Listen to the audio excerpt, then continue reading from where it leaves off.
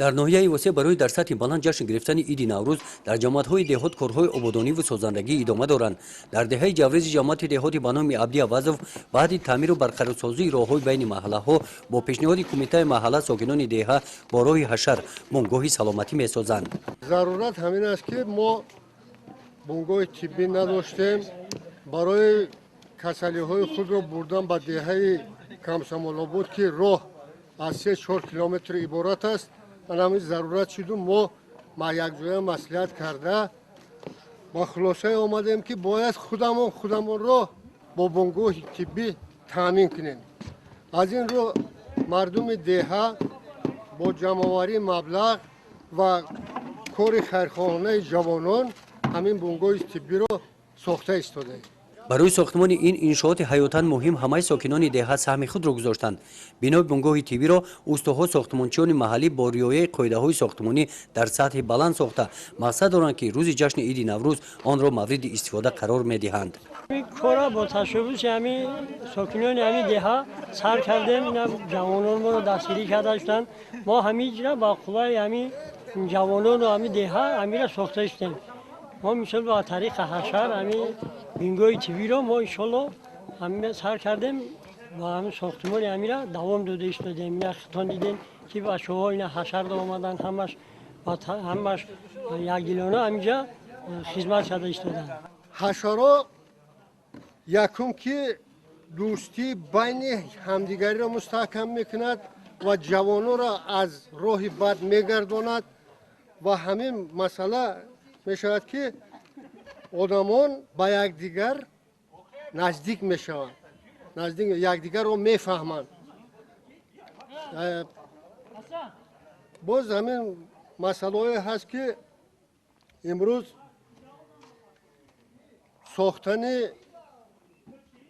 بعد از بنگاه طبی را ساختن ما آرزو داریم که با یک میدان ورزشگاه بسازیم. بعد میدان ورزشگاه مکتب برای کودکان از سن 7 ساله تا صنف 4 میرفتگی را بسازیم.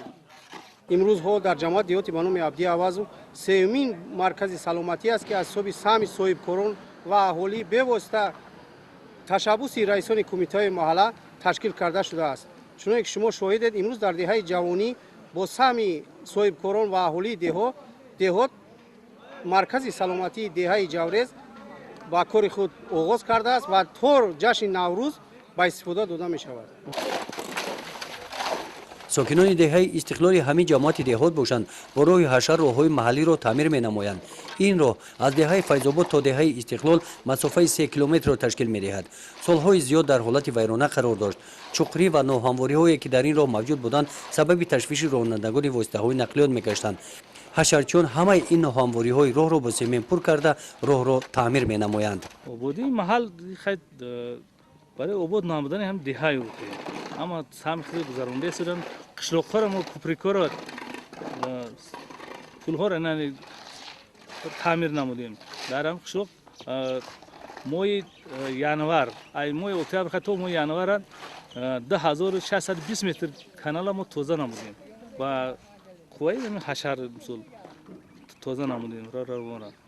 خب برای آبادانی دهه که مثل پیام پرزیدنت جمهوری تاجیکستان بود برآمد نمود سال 2017 سال جوانان اعلان نموده بود برای ما سهم خدمات جوانان گذرانده شدند که سال پیام پرزیدنت یعنی در عمل تطبیق نمودند.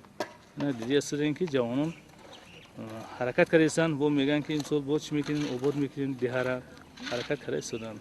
حشر عمومی در دهه استقلال مدت 3 روز دوام کرد. پرتاب‌هایی که قد راه ماشینگر سالها باز جمع شده می‌خوابیدند حشرچیان راه‌ها را از پرتاب‌ها تازه نمودند.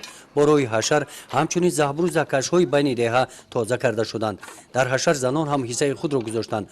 آنها درختان شفت راه ماشینگر را سفید کردند. شعار آویزه‌ها بخشیده به جشن عید نوروز در همه کوچه‌ها آویزان کرده شده است. در دیگر دهه‌های جماعت دهاتی به نام عبدی عوضوف بخشیده به جشن نوروز کارهای آبادانی ادامه دارند. گزارش خواجه نظریف خدای نظر ظهورов از ناحیه واسع برای برنامه اطلاعاتی نوید.